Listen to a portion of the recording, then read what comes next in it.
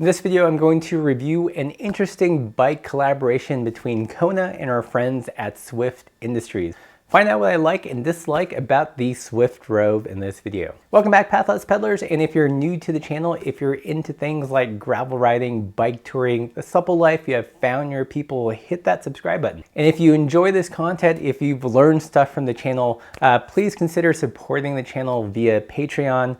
Not only do you keep all this content coming, but you also get sweet deals on lots of brands that we love. A couple of weeks ago when I was in Seattle, I got to spend a lot of time with the Swift Rove. I took it on a bike ride around the very hilly Bainbridge Island, as well as a biking and watercolor trip with Swift Adventure Company on the San Juan Islands. A lot of you guys know one of my favorite bikes from last year was the Kona Rove NRB DL. Is this bike still as fun as that bike, or what's going on? First off, the facts. So the Swift Rove is a collaboration with Kona and Swift Industries. What's different from this bike as opposed to the standard Rove is that it comes fully pimped out with all the Swift Industries bags.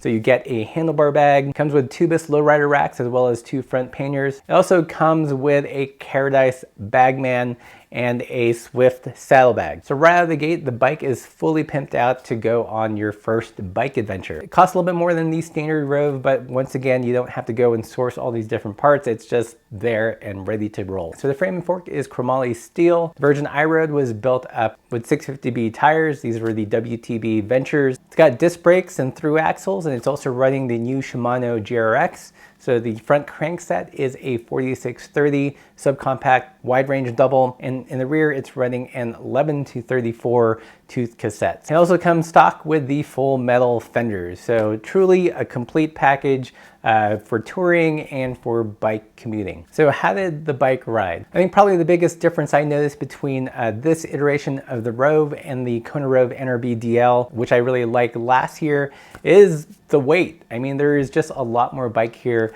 in between the steel frame and fork and the fenders and all the racks and everything. It's definitely a weighty bike in comparison.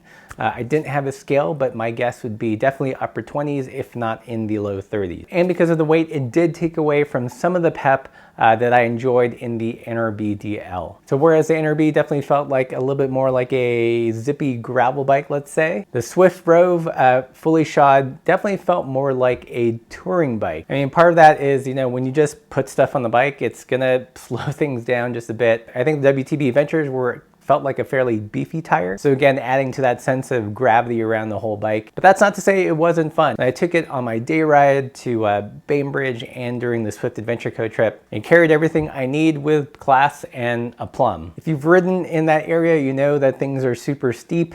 So because of that, I was very grateful it had the Shimano GRX, the 4630, because despite its weight and despite the steep hills, I was able to get up there because of the more appropriate gearing for the bike. I think it would have been definitely more cranky, let's say, about this bike if it was just stocked with a standard compact road double. 1134 was just the right amount for the weight I was carrying, but I imagine if you're going to go on the more heavily laden tour on even steeper hills, you know, swapping out the 1134 to an 1136 would be the next kind of upgrade path. So what did I like and dislike about it? You know, I love that it has the new Shimano GRX. Finally, you know, we're moving away from putting compact road doubles on everything and moving towards more appropriate gearing for the intended use. I love that it comes fully tricked out with all the Swift bags that you could want. So if you want to get super matchy with your bags and your bike, this bike definitely accomplishes that. And I generally like the handling of the bike. Again, it kind of lost a lot of its raciness from the NRB DL and veered towards more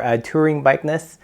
Which isn't necessarily a bad thing, you know, if that's what you're looking for. I think I'd be curious to really just strip it down, remove the fenders, and build it up super light to see how it would ride. So those are things I liked about the bike. What didn't I like? Well, like I mentioned, you know, this iteration of the Rove, definitely it's put on a couple pounds, let's say. Not as sprightly as the lighter NRB DL, but again, different uses. You know, I definitely think this bike is more capable in terms of, you know, carrying heavy loads. And again, like I mentioned earlier, if I was going to really take this touring, I might actually swap out the cassette for a bigger cassette in the back. One downside, I think, with the Swift package that we discovered is I was riding the 52, and because I'm a shorter rider, my saddle tends to be lower, And with the Paradise Bagman, it just wouldn't work on that size. So I ended up using a bike packing seat bag. So know that if you are a shorter rider and you think you're going to be able to use the Bagman, depending on how much saddle to tire clearance you might not be able to. You will eventually have to get something like the Erlen rack from Ocean Air Cycles. That's a little bit shorter than the standard Paradise Bagman. That might let you actually run the saddlebag on the bike. But otherwise, a pretty solid bike. You know, I think out of the box makes an awesome commuter, makes a good lightweight tourer. I think if you strip it down, it could potentially be a great gravel event bike. That's what I think. Let me know what you guys think in the comments below. And if you like this content, don't forget to hit the like button, subscribe, and consider supporting the channel. It really helps out. And as always, keep the supple side down.